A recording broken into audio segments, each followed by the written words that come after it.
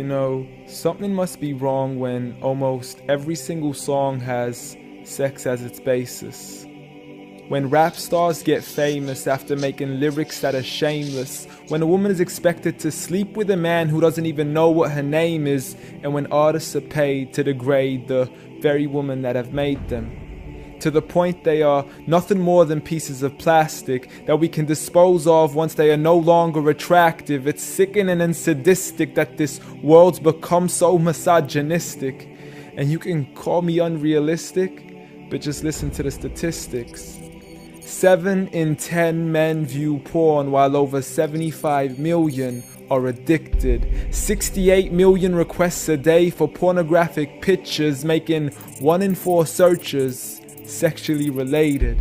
It's like nobody even knew she existed until she got naked, degraded and abused over and over again just to gain millions of views. It's a shame we've subdued to a definition of beauty which is so misconstrued, as we judge each other's looks off of Facebook likes, Instagram pictures to filter off what we really look like. See, we are so obsessed with our outside, we have slowly lost sight of who we really are in real life.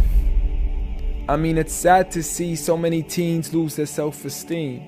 Looking at these magazines thinking they have to look like what they see. Please, you are worth much more than a 2D image on a screen. You are a living, breathing human being. If only you knew what you really mean. Just look into your history books and begin to read of all the girls in the world who were capable to achieve, and you will surely see with certainty females like Fatima al-Fihri, who opened the first ever university, Rufaida al-Islamiyya, the first nurse to perform surgery, and Aisha bint Abi Bakr, the greatest female scholar in eternity. It's a shame you probably haven't even heard of these great female prodigies.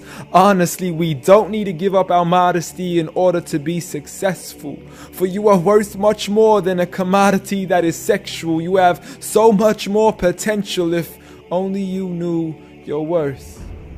You could be like the greatest of all women to have walked this earth, like Mary, the mother of Jesus, chosen by Allah to be an example for the believers, a woman who stood strong even when she was abused, falsely accused and ridiculed for things she'd never ever do, so it didn't really matter when there was nobody else beside her, for she knew that God was Ar-Razzaq and her ultimate provider, and she had a trust in Him alone.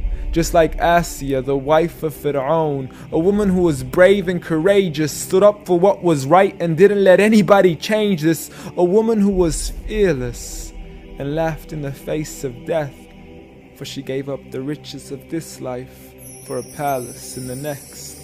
Next up, Khadija, the mother of the believers, a wealthy merchant who had nurtured the Prophet for over 25 years, his first wife, the love of his life, and the mother of his kids. She was the first to believe in him when nobody else ever did. She just is, beyond any words that can make you understand. So much so that even Allah sent her His salam. She was grand, and Allah assured her, just like her daughter, Fatima, the master of all women in paradise, a woman who would shine so bright she was nicknamed as Zahra, the splendid one with the most generous of hearts, a woman who gave up so much of her food she had no choice but to fast. She would fight on behalf of her father even as a little girl.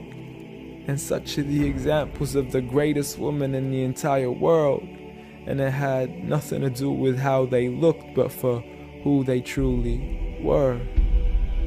So ignore the standard of success defined by society, when God has said that the best of mankind are those who have piety, regardless of your shape, your color, or your race. For God does not look at your bodies, nor does He look at your face. Rather, He looks towards your heart and checks your faith. So at the end of the day, it doesn't matter what the people say or who they think you are, when you could be like the greatest of all women in the eyes of Allah. The greatest woman